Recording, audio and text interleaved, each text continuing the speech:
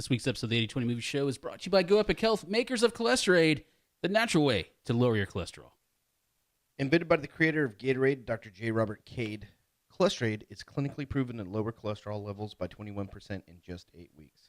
Statin drugs, or as this week's film could be used, Stalin drugs, cause numerous issues with your body. Avoid their harmful side effects. Make your life healthier with Cholesterade. Naturally lower cholesterol, promote healthy weight loss, and kickstart your way to a healthier body and attitude. You can order today online, or you can find a store at drinkcholesterade.com. But if you're going to order online, use this promo code LDL25. You'll get 25% off your order. That's at drinkcholesterade.com.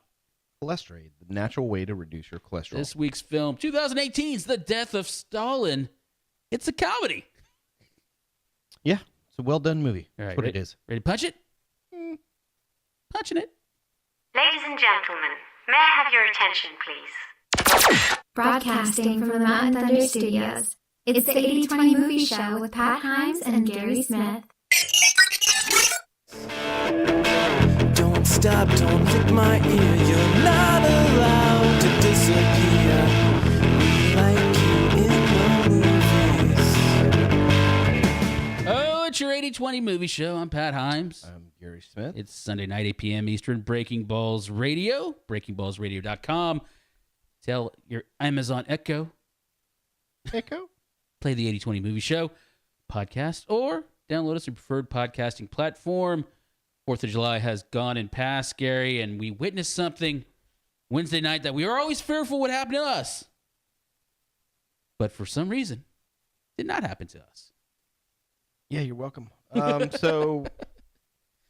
I found out the max height of firework can be shot off in Virginia is 7 feet. That's the max height it can go. And we're talking about fireworks, yes.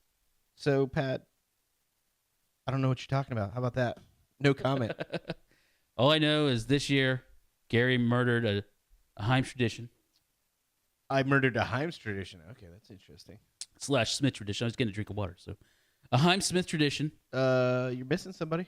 Oh, Macintosh. Okay. Hey, this is all the unsubstantiated rumor. Our initial spell, SMH. You ruined a Schmut tradition. Actually, a couple other factors went into play. I won't get into those.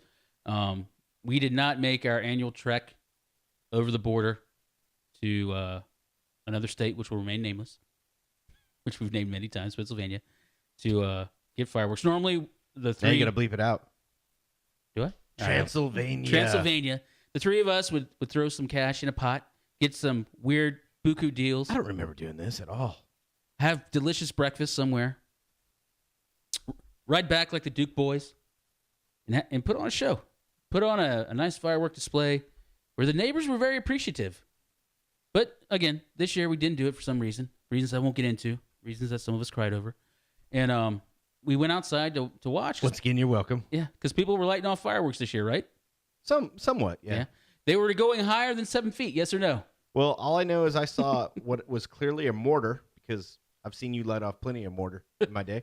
I was like, I don't cool. know what you're talking about. And judging from the shot, I was like, oh, obviously somebody's lighting off a mortar in the field. Right. Cool.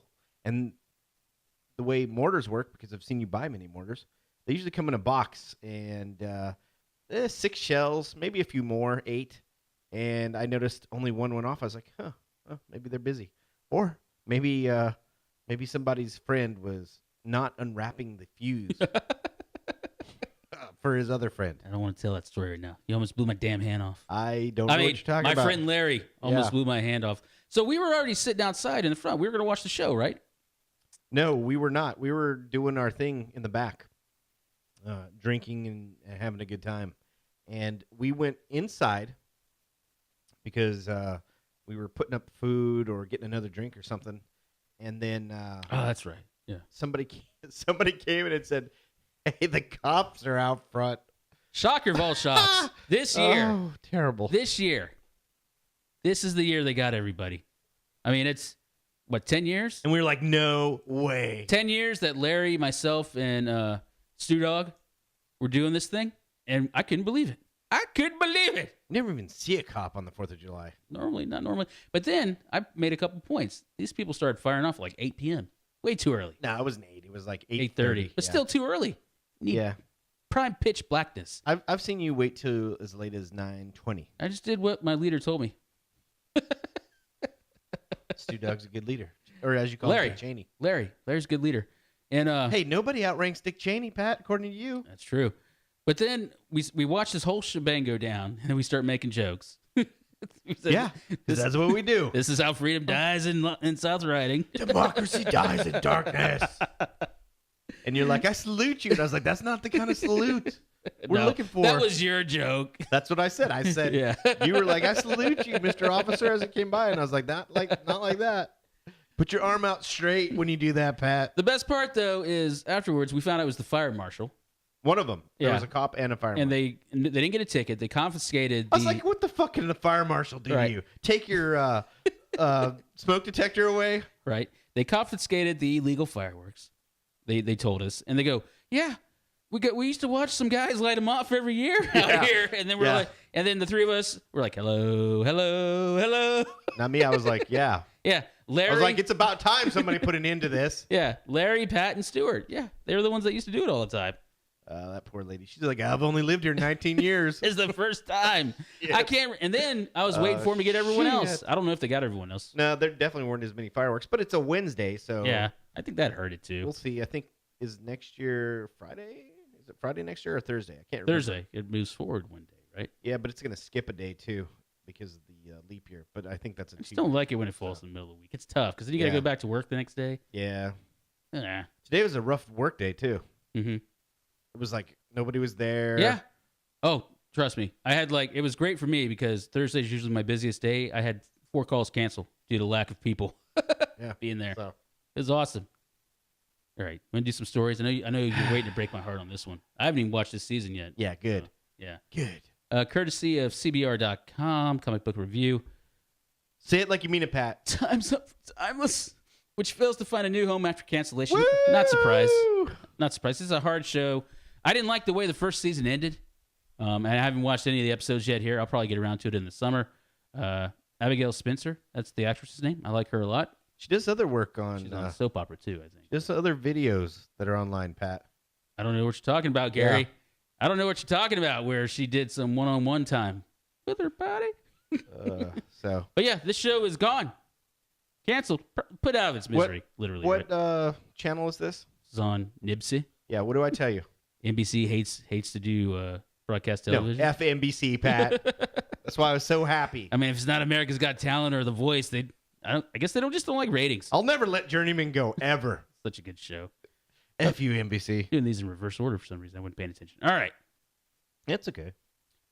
This one courtesy of Screen Rant. U.S. box office hits $6 billion before July, first time ever. I think it's because the cost of moviegoing is still rising. Hasn't it risen each summer? I don't know why you got that goddamn Every year. fake movie on the left there. Who is that? I don't know who that is. It's Peter Rabbit. Should have called it the Oculus. So I think Not this Ready is Player One. this is Oh, you still haven't seen it, have you? no. Oh, you're gonna cry when you see it. Yeah, I'm sure I'm going to be nice and angry. I think, Pat, this is Marvel. Marvel and Disney are driving this thing. Propping up at the this box point. office. Yeah. I mean, So, Disney did everything they could to bring it back down with Solo, apparently, but well, did Disney do that or did certain elements of Disney do that? no comment. But what's the top earner so far? If Infinity War, right? Star Yeah. Wars still made money. Black Panther is the flag bearer. I think they're the leader in the clubhouse, right? But Yep. I think Incredibles 2 might get up there. Right? Nah, You don't think it'll get a it'll billion? be top 5 but Yeah. I don't, of this year. But I don't know. I think it is important because a lot And of this people. is only domestic, right? No, that $3 It's- billion is isn't that $6 billion. global? Oh, $6 billion. That's got to be U.S. global. box office. It says U.S. That's a huge amount. U.S. box office takings beyond $6 billion. So man, that is a huge amount. Mm-hmm. But yeah, they were at 5.6 billion last year. But a lot of people complain, hey, all these comic book movies and reboots are killing the box They're office. what funding the not. industry, yeah. They're not. Unfortunately, if you subscribe to that theory, you are out of luck there, buddy. And Marvel's basically saying, hey, we're going to do 3 more a year for the indefinite future, apparently. They haven't turned off their audience yet. Yet. Pat, yet. But give Captain Marvel a chance. I think Captain Marvel might do it. I'm not joking either. And then finally, Do this in here for you. MovieWeb.com. Spielberg wanted Jaws 2 to be Saving Private Ryan with sharks. Gary, elaborate. So I don't know what the deal is where you have a movie, it's successful, you do a sequel, and then you either do a prequel or you do a movie and then do a prequel.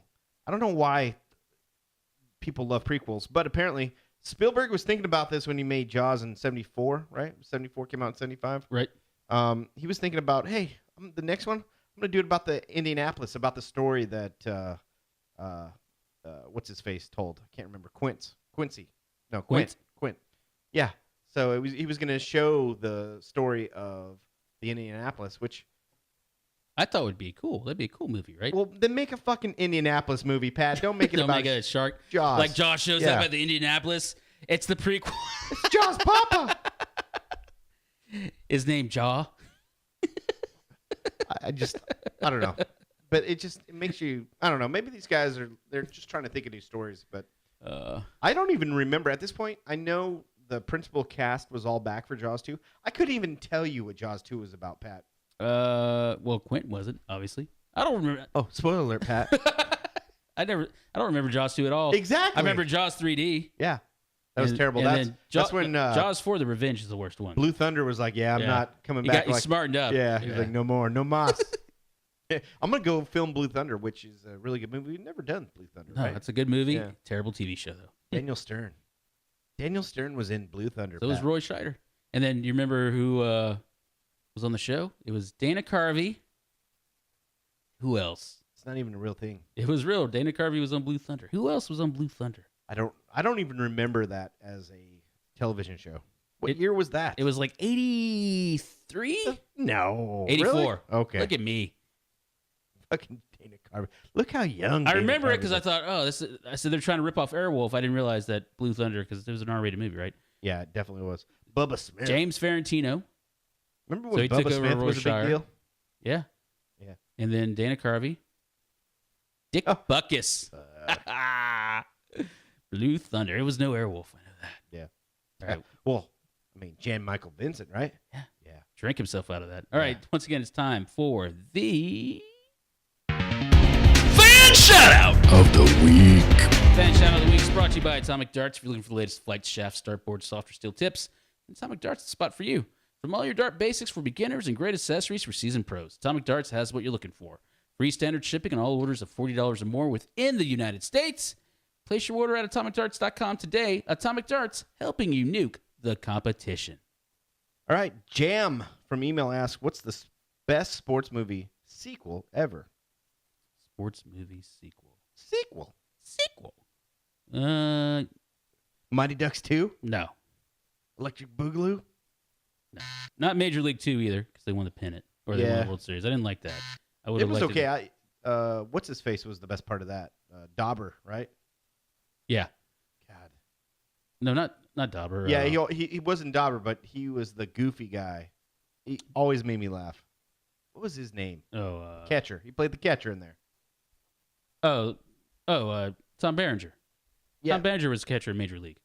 Major League 2, I'm talking about. Oh, the Hick guy. Yeah, I know what you're talking about. Yeah, he was good. I always thought he was You're Dauber. right. He was kind of like Dauber. Yeah. You're right. I didn't like they won the World Series though. I would have liked it if they lost. Not Tom Berenger. The freaking villain was fantastic. In part 2. Yeah. Better than the chick in part 1. Yeah. Oh yeah. Because he was the catcher for the team. Remember? Then he got traded, and then he went to the White Sox or something. And he It was the Yankees. I thought they played the White That was Sox part 1. for some reason. All right. So Major League 2. No. See, you don't even remember Major League. Mighty Ducks 2. No. Rocky 2, no. No. Rocky 3 and 4 though. I love Rocky. They 3. are sequels, Rocky right? 4 is I sort of classify it separately. It's a separate genre, Pat. But I mean, they're sequels. Yeah. Those are better sequels. But I loved Rocky 3. So they're up to. God dang. What other sports movie sequels could you have in there? How about we flip this on its head? What sports movie deserves to have a sequel that it doesn't have one? Oh, The Replacements, obviously. Yeah, obviously. Um, or what was the other, the one with Bakula? and Sinbad. Oh, Unnecessary Roughness. Yeah. That'd be great. You know what? Dude. They probably both do have sequels we don't know about in their direct-to-video. I'd like to see Tin Cup 2. I would have liked to see Roy come back and That win the wouldn't have US been Open. bad. That wouldn't have been I bad. also would have liked to have seen Happy Gilmore 2. That had potential. Semi-Pro too. That'd be good. Balls of the dodgeball. Oh, No. yeah. Dodgeball too? Aren't they? They're talking about maybe getting that done. Too late. Finally. Too late, Gary. I loved it. Anyway. Yeah. So, yeah, we took your question, Jam. Thank you for the email. And then we flipped it on its head. Yeah, there you go. That was your... Oh, That was your movie. Woo! Let's go. that was your... Fan shout out of the week. Contact the show, 820movies@gmail.com, 820movies@gmail.com. When we come back, 2018's The Death of Stalin. It's the 80/20 movie show, presented by Fatherhood Rules .com. on Breaking Balls. Radio.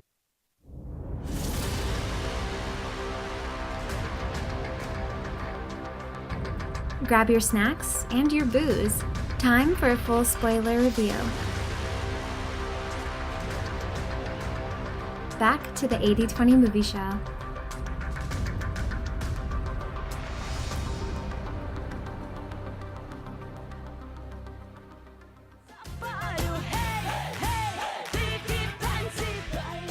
Hey, 80/20 movie show, Pat Himes, Gary Smith, Sunday night, Breaking Balls Radio. BreakingBallsRadio.com. 2018's The Death of Stalin. Gary, our theme for our music is Russian pop songs. I definitely heard Stalin's name in that song. This is that was music from GTA 4 because I couldn't find any commercial music that was used in the movie, so I thought, I like GTA 4. It's got Mozart, sir. Does that ring a bell? no. Okay. Cool. We're on a radio station that doesn't play that stuff, so I thought I would go with my selections there. So this movie, Pat, is a comedy, but this movie is grounded in a lot of reality. So you can actually go, and I did just this. You do some research. You go like, no, this didn't happen. Oh my God, this happened. Very disturbing. So- Some of the shit that did happen. Yeah. So for people that may be a fan of Stalin, you should go read and see what happened and watch this movie. You should rethink that, shouldn't Yeah. you? Yeah. Yeah.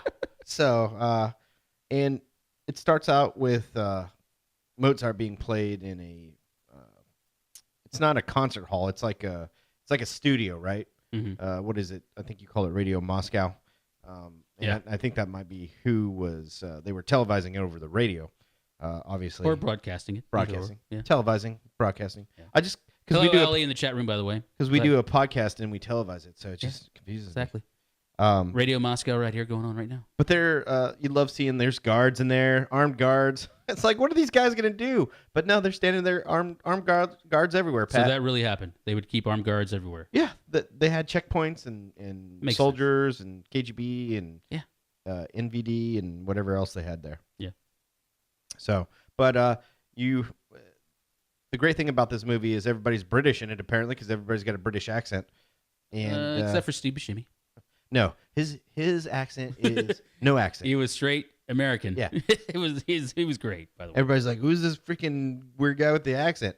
But so you hear this guy answer the phone, right away you hear a British accent, and you're like, oh, okay, it's going to be one of these movies. Mhm. But somebody's calling this guy to tell him, hey, we need you to make a recording of your performance tonight. But guess what, Pat? The performance is already over. Yeah. Actually, I'm jumping ahead. They say, hey, call back, and I'll call this number back in 17 minutes. It's like a 3-digit number. So you know We're like, who is this? It's Stalin. it's the secretary of the general secretary. Yeah. So this dude's freaking out about it. But he calls back, calls Stalin, and Stalin's like, hey, give me a recording. I'll send somebody to come pick it up. Hangs up the phone. And this guy starts peeing his pants because people are leaving. The symphony, the orchestra's leaving. The pianist is leaving. Yeah, it's over. And he's got to get everybody back in. Right? Because if you don't get Stalin what he wants, what happens to you, Pat? You either get put on a list. Yeah. Or they take you right there and shoot You go you. to the gulag or you get Or they take you assassinated. and torture you. Yeah. So, as you will see throughout this movie. It's a musical emergency. I laugh because Beucemi is playing Nikita Khrushchev in this thing. And at first, I wasn't going to buy it. I'm like, No, he was good. He was real good. what is this? Yeah. What is this garbage? But no, he's good. And then when the broadcast guy is getting everyone back together for the performance, we've got a holdout. Maria, the piano player, She's like, I'm not doing this. I'm like, hey, Joan of Arc, if you don't do it, you're gonna get murdered. She's like, I don't care. I'll go see God then. Yeah. This is Olga. I can't remember her last name, but she was in Quantum of Solace. She was the oil the lady. girl. Yeah. The not- assassin. Yeah, she was the assassin that Bond and her, they did the fight at the hotel in the middle of the desert against the general. And I was like, oh, yeah, that's that girl. She's pretty good. So Quite excellent. Yes. So you get the, so they set it up to, she gets bribed, basically, to do 20,000 rubles. Yeah, and they set up to do it again. And they pull some poor dude out in his pajamas to conduct Olga Kurylenko. Yeah, to conduct this thing. And then they cut over to Stalin's private residence where his boys, the party, Central Party, they're all eating and shooting the shit. And Right. I didn't realize Jeffrey Tambor was in this because I don't think Jeffrey Tambor is going to be in any other movies, right? Probably one of his last film roles. He's been effectively put out to pasture. blacklisted, Yeah. right? But he's so good in this. He plays. Pound me too. I thought he had dementia the way he was talking, but he was like, you find out he's just really tired. Very good. He's the deputy to Stalin. You've got Barrier, who is the head of the secret police. Simon Russell Beale. He does a great job. He in was this. fantastic. He reminded me of the Penguin, Pat, when I was Yes, watching the whole Danny time. DeVito. Yeah, Yeah. you're absolutely right. And then there was a couple other guys. Melenkov is Tambor's character. Yeah. Barrier is the secret police head, and then you got Khrushchev. And then there's some other people, but And we'll get to my favorite character later in the movie. So can't wait for this. he was so great. So, but He's a terrible person in real life. But Stalin is given these sheets to Barrier, and The enemy list. well, it's his list. Yeah. And what it means is you get picked up and shot. And Barrier is handing these lists out to his goons, and he's like, "Okay, you shoot this guy first. You shoot this guy first. Shoot this guy after you shoot his wife in front of him." Yeah. And he's like, "You can do the rest of this on your own." So, and then they show people rounding up to get shot, and Right. I mean, it's our very sad death montage. But while this is going on, they've got the recording done. Maria, the piano player, is like, I have a note. I'm sneaking it in there. And then the broadcast guys, what are you doing? And this was, I didn't want to laugh, but it was funny. He's like, oh, it has been noted the delay yeah. in getting the record. Yeah, the secret policeman is like, it's in my possession. Right. Mark it down. Yeah. And he's just like Your angry. delay has been noted twice. And we find out one of these party members, his name's Molotov. He's the foreign secretary. Right. He's essentially our Secretary of State. He's on one of the lists. Yeah. So Barry is like, hey, buddy, see ya. It's like, yeah, forever. see you later. He's like, he's on the list. They get the record to Stalin. Makes me laugh. Stalin starts playing the record, sees the note, suffers a brain hemorrhage Yeah, he starts laughing, and then Yeah. because he gets threatened Yeah. by the note. I think it was just, it was perfect timing there. And you have to pay attention to the dialogue in this thing. This is so well written. Well, you hear him fall down, Yeah, right? and the two guards are on the outside. He's like, should we investigate? And then one guy's like, we should shut the fuck up before you get us Yeah, killed. because you'll see why. So, and then next morning, his personal valet brings his tea and breakfast in. Yeah. The guards let her in, I should say. Mhm. And then she's like, "Oh my god!" And then she tells the guards. The guards tell other people. Essentially, Barrier beats everybody to Stalin because he knows how important it is to get there first. Because he knows where all of the records are. So he's got to get keys upon keys upon keys to get in this one safe. And it's the safe that Stalin has his in case of lists. Right. And he's got dirt on all the party members. He's swapping out papers. He's So doing everything, yeah. Barrier is grabbing all the stuff on him, all the incriminating evidence on him, I'm sure. Burns it, adds some pages that he had, Yeah. threw it in there, and then he put it back, and he's like, oh, no big deal. And then Beucemi gets there. Right. Well, Malenkov shows up as well, Jeffrey Tambor's character. He's the undersecretary. Yep. He's shocked and crying, and Barrier says something, and then Tambor looks at him. He's like, "Ha! I was testing you," or He's like, something. get used to me challenging you. Yeah. He goes, "What?" He goes, "Ha! Yeah. Just kidding." And then Khrushchev shows up in a pajama top. Well, a suit with his pajama top as his shirt, and they're all crying and making a big deal because they want to make sure Stalin, because Stalin's just ruthless and is known to hold a grudge, right? So everybody wants to know, that they love Stalin the most because he's not dead yet. And they're like, well, should we get a doctor? And they're like, whoa. What's the rush? Whoa. Because apparently Stalin had an aversion to doctors. Right. All the good doctors, because he thought they would try to assassinate him, are in the gulag or dead. Yeah. So they're like, well, if we get a bad doctor and something happens to him, he's going to blame us. He's like, if we get a bad doctor, he'll die. Yeah. If we get a good doctor, he'll live, and then he'll thank us, right? And then and all the along the way, Stalin's peed on the floor. Yeah. Kaganovich knows this. He's like, oh my God. They wind up carrying him out. When they carry him out, he's like, oh, he's so heavy, and he's like, you're saying Stalin's too heavy? He's like, no, it's like gold. He's super valuable like gold. He's light as a feather. And then they put him on this made me laugh so hard. They put him on the bed, and then they rolled him over one of the guys, and he's like, I got piss all over me. So, and Khrushchev is plotting reform. He runs into Stalin's daughter, Svetlana. I believe that's her name. Svetlana. Yeah. And then his son is Vasily. in charge of the worst hockey team ever. Because the real hockey team died in a plane crash. Nobody wants to left admit a it. trail of dead ice. Yeah. And then they wind up going to meet up for their father. He's not going to make it. And it's funny just watching all of the cabinet fight for her approval. It's quite funny. Well, because she's a pawn at that point, right. And he's a pawn. And they're all doing their positions because now everything's up for grabs, even though Malenkov is the deputy and immediately takes place, right? Mm-hmm. But everybody knows it's like one or two mistakes and anybody can be the general secretary at that point. Yeah. There's a new enemies list that Beria has swapped out. Khrushchev continues to suck up to everyone. It's quite funny. And then smart, that's why. Stalin is still alive, and the team are fucking up what he wants, basically.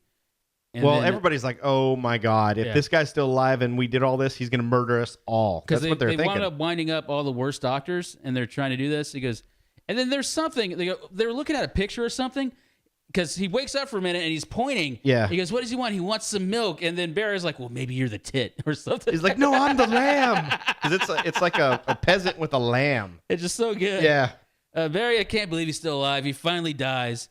And then they didn't have to do this. They like show him cutting into his head. They didn't have to show it. Yeah. The jokes were hilarious. Yeah. Because it was some American machine they were using on the autopsy. Mm-hmm. And Vasily comes in there. He's like, you're filling my father's brain with American thoughts. Because that's an American machine. You're filling it with American lies. He's like, lies. you idiot. He's already dead, first of all. Second of all, this is the machine he told us to buy. Right. Because he wanted, because it was for something else. He's like, he wanted the American stuff, not the Russian so stuff. Good. And then, of course, all of Stalin's house staff and the doctors, gone. Cooked. Oh, hey, it's Jaguar on here. Yeah. He's like, it's a bad day to be a lookalike. Jaguar, because, you would love this movie. It's about one of your countries you're from. Yeah. Soviet Union. Yeah. And then you find out Barry is just a son of a bitch. The stuff that he's doing to people, he's essentially the serial rapist of the KGB. And well, it's not the KGB, it's the Well, at the same KGB. time, Khrushchev and Kaganovich are plotting against Beria already. Well, they're all walking in the forest. Yeah. It was kind of like the South Park episode where Cartman takes everybody in that guy's garden, and every time he takes somebody back there, he's plotting against another person. It's quite funny. So all these guys are plotting against each other. But what we find out is Beria had kept one of the wives of one of these guys. I think it was Molotov. It was, not Molotov. No, it was the other guy. Kaganovich. Wasn't Yeah, it? kept his wife alive, and there was implication that he was doing other stuff to her. And they all talked about what a son of a bitch she was for Yeah. turning on the party, but then reveals that she's alive. But this is all leading up to the committee meeting to elect the new head of the party, the undersecretary, all like that, right? Yeah, and it's just crazy. So everybody's jockeying for position. I can't cut my hair, Aro. I can't cut my hair any more than you can cut your beard. All right. It's what I am, Aro. So it's halftime. Will Malkinov stay as premier? Will Beria or Khrushchev maneuver their way to the top, Gary? And when does Bernie Sanders make an appearance in this movie? Because he honeymooned in Moscow. Union, yeah. That's a real thing. I just read what you write me. It's the 80/20 Movie Show. Presented by FatherhoodRules.com on Breaking Balls Radio.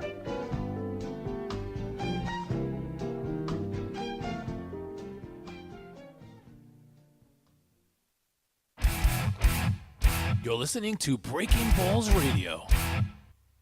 Sports. Music. Life.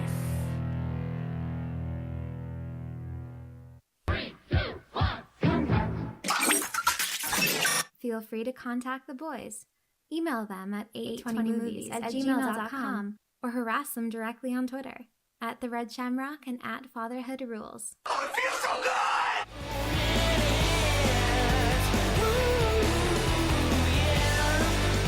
80/20 movie show, middle 60 or Sunday night edition. Pat Himes, Gary Smith. I was reading the chat room. 2018's The Death of Stalin. Gary couldn't make it. He was kidnapped by ballerinas. Aro. I don't know what more you want from him. Right? That was a long day. Yeah, Allie was with me. She can vouch for my location and what we were doing. Pat, when we come back into this movie, I think I added it in the last bit of my notes, and you added it in the first bit of your notes. But Melanchow's wearing a corset, Pat. It's quite funny. Or what do you call it? A brace or something else. Yeah. I forget what he called it.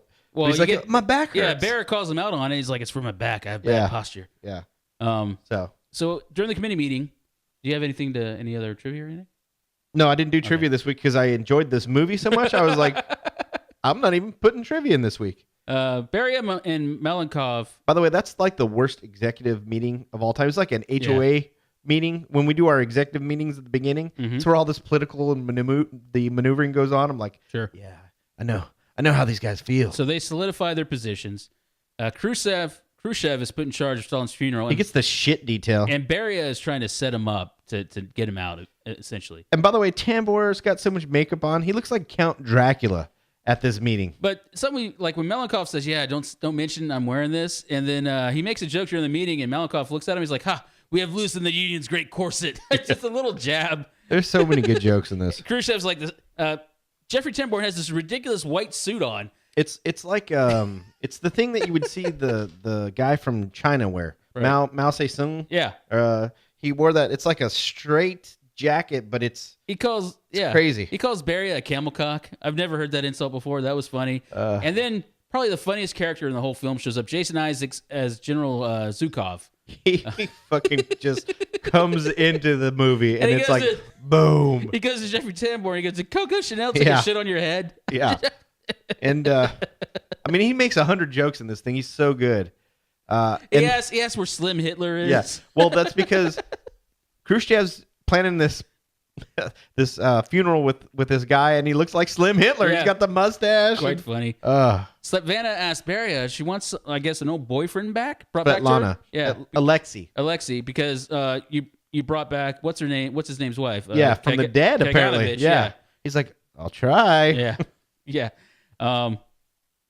I wrote something down here. What are you doing? Something got asked. Okay, so at the actual funeral, the party is standing outside. They're the pallbearers. They're outside the casket, and all of a sudden the bishops show up, and they're like, "Oh, Jesus Christ! Who invited the bishops?"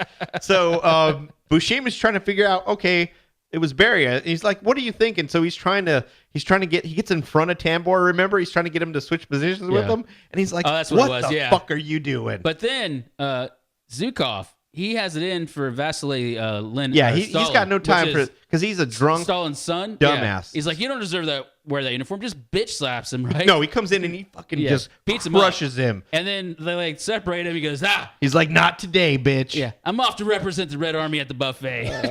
He's so good. Killed me with every line, he was dude. so good in this. Beria's playing all the other cabinet members against each other. Yep. And then they have this big argument.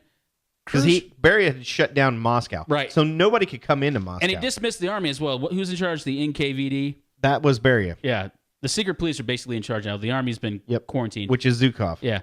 And Khrushchev's like, hey, we need to open up Moscow. The people want to see Stalin. And Beria is against that. And Khrushchev's the transport guy. So he says, you know what? Start running the trains again. And the people start pouring into Moscow. Pouring in. The NKVD can't handle it. They think it's some sort of protest going on. They're there to visit the body to pay respects. They want to see Comrade Stalin. Start shooting civilians, Gary. Yeah. 1,500 people died. This is actually a real thing that happened, apparently, during the funeral. Khrushchev and Beria have words, and then Beria's like, I know about the note that Maria, the piano player, wrote. Because we kind of glossed over this. Maria taught Khrushchev's niece how to play piano. They kind of have a friendship. Or there's an implied romantic relationship. Maybe. But Khrushchev is pissed with Maria. He's like, how could you endanger yourself like this? How could you endanger me, basically? And then while all this is going on, Khrushchev starts plotting the takeover. He talks to Kaganovich, and then he needs to talk to He talks to Zhukov. He's like, "Are you telling me you're planning a coup against the premier of the Russian Union?" He's like, "No, comrade." He's like, "I'm just fucking with you." I'm just fucking with you because I'm the guy that fucked Germany. I fucked Germany. God. Pierre, when all this goes down and they start laying the blame, Khrushchev's blaming Beria for the civilian deaths. Beria's blaming Khrushchev for opening the town. But then people start pinning everything on Beria. Right. Well, Beria's like, I've got files and paperwork on all you fucks, and that's all you. Yeah. That comes back because it does. There's some because Malenkov doesn't want to be in on the coup at this point. Right. And then everybody's like, "Are you an idiot? He's going to shoot you." Yeah. And he's like, "No. He didn't mean me." And then he's like, he goes, "No." Yeah. He's like, he "All said, of you." All of us. But I was standing over here. Yeah. No, all of us. Yeah. And then I like it when he throws the papers down, and then I think it was Krukhanov or whatever. He picks up the papers. I've mispronounced the name. I've said like 30 different ways. Anyway, and then like they try to gloss everything over, and Khrushchev's like, "It's only comrades and friends that can shout at each other like this." Yeah. Yeah. And Beucemi when he's giving those jab is awesome. More comrades on board to bring Beria down. They start lining up everything. Everybody's got to be in though. Yeah. Or Zhukov is not in. Yeah. So not yet. Stalin's son's going to get to speak at the funeral. Yeah. Beria gives Slatvana some bad news about her man. That disappoints her. It's like, I couldn't bring him back from the dead. He's like, and he starts blaming other people for. He's like, I couldn't get to him in time. Blah blah blah. And then Beria's like threatening Stalin's kids to trust him. He's like, look, there are people out to plot against you. You can only trust me. And then this is one of my favorite scenes in the movie when they line up for the pallbearer scene. It's tough planning a coup when you're hanging onto a casket and you got to talk to 4 other guys, Gary. And he doesn't have everybody in, but he's going right by Zhukov. Right. And he gets everybody but Malenkov, essentially. And he tells Zhukov, it's on. And he goes, saddle up, cowboy.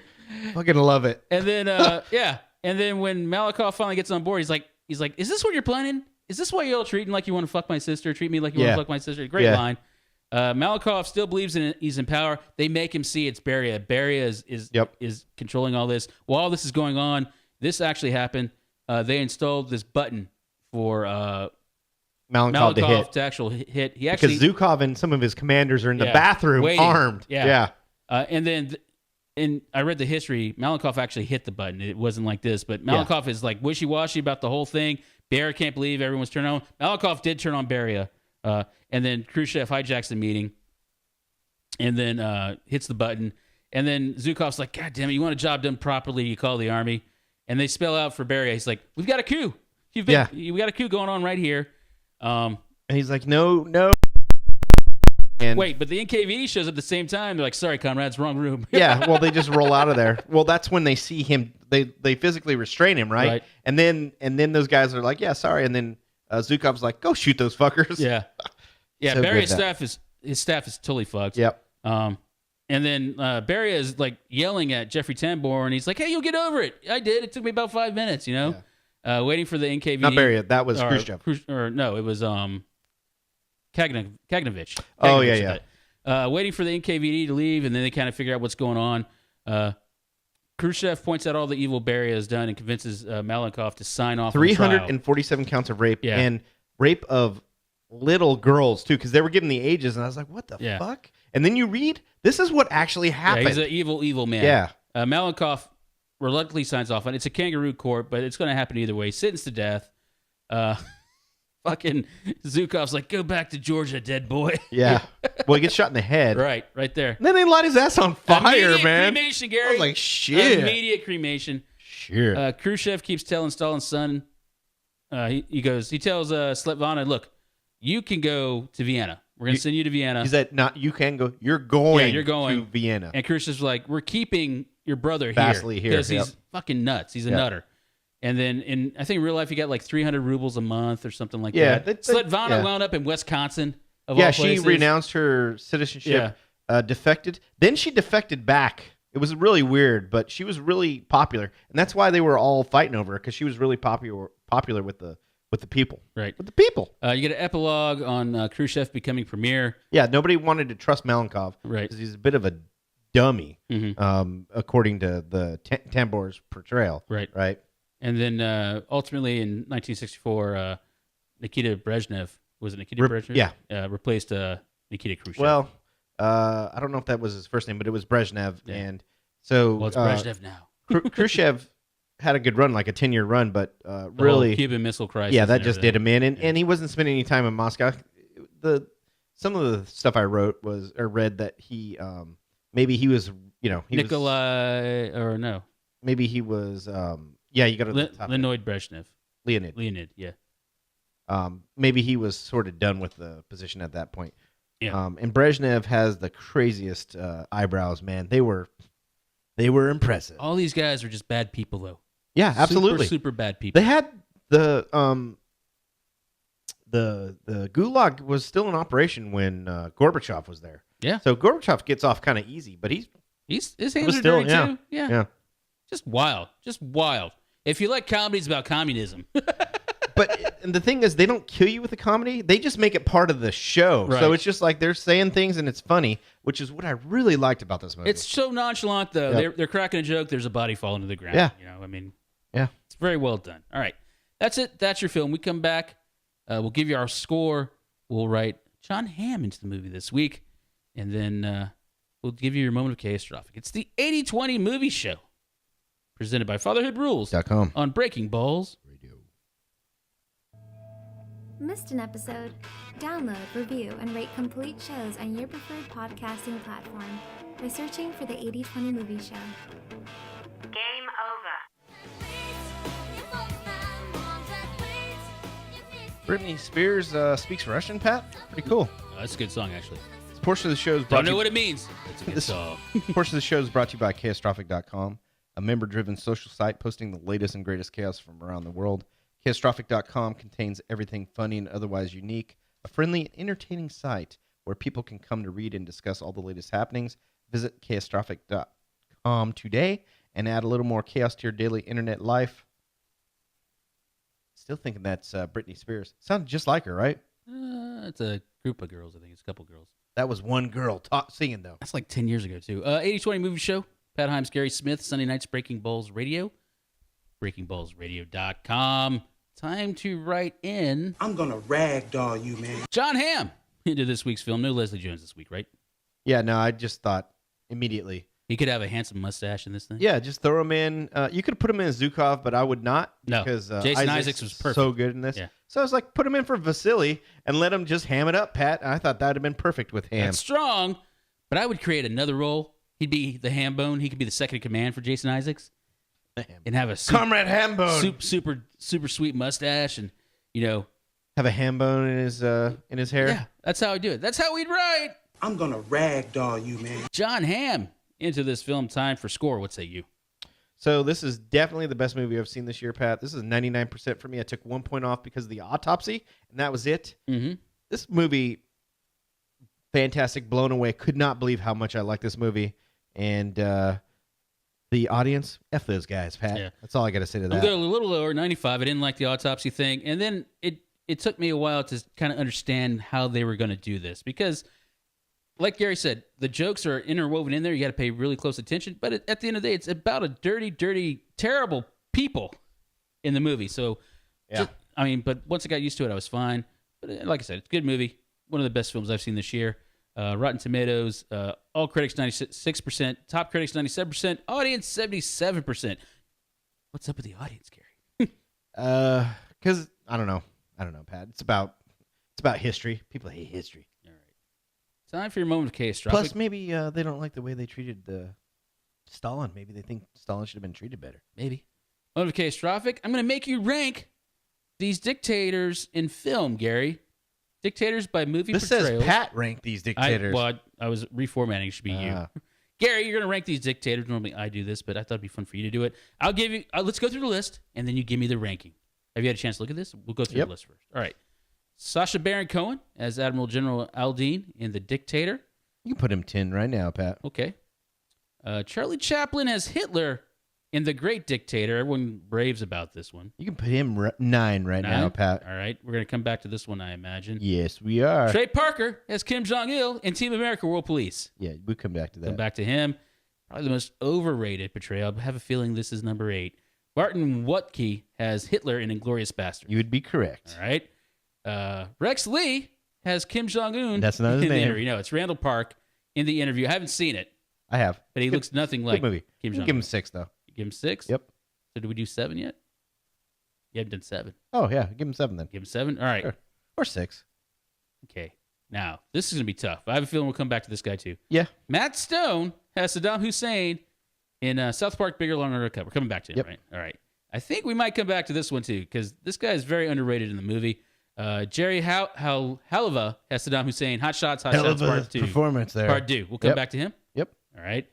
Brandon Sue Who has Tran in Tropic Thunder. Back to him. Okay. Let's see. Ian McDermott as Emperor Palpatine, Star Wars series. So You're on 6 now? am I? I think so, yeah. No, not yet. All right. Come No. back to him. Andy Serkis has Supreme Leader Snoke in the Star Wars trilogy. I'm gonna give him number 6. Number 6. All right, you got 5 left. 5 goes to McDermott. Emperor Palpatine. Yep. He's very good in his role. Yep. All right. Then I'm gonna give Jerry 4. He's so good in Hot Shots. He Hot Shots is Part 2, hilarious. right? I'm gonna give Tran. That's where he took his bro off.